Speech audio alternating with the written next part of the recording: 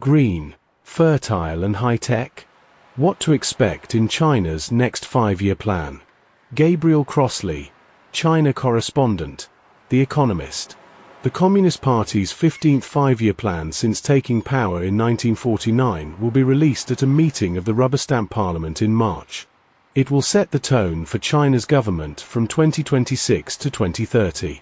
Last century, China's 5-year plans were all about ambitious production goals for mills and mines.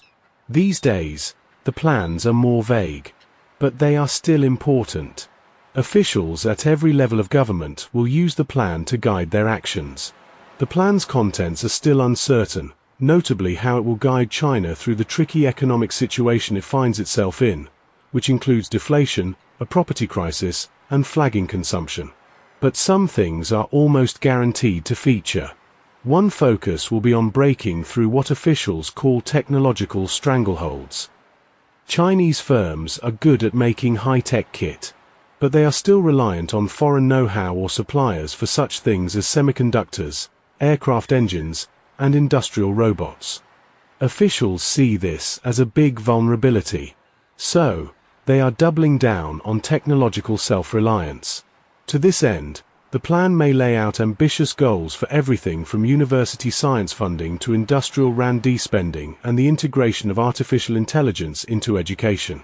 Another concern will be the environment.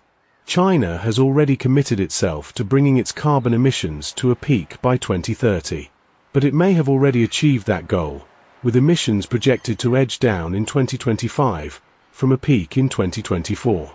To continue to push them down, the plan may lay out targets for lots of clean energy projects, and big investments in China's grid. The stated goals will probably underwhelm, however. China has a history of underpromising and over-delivering when it comes to the climate.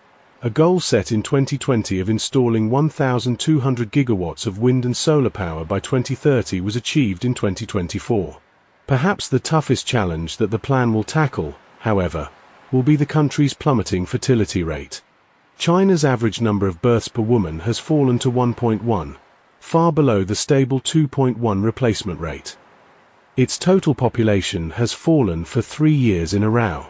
But state-run media are optimistic that things can be turned around, claiming that the 15th 5-year plan could turn China into a truly family-friendly society. Possible strategies include more generous handouts.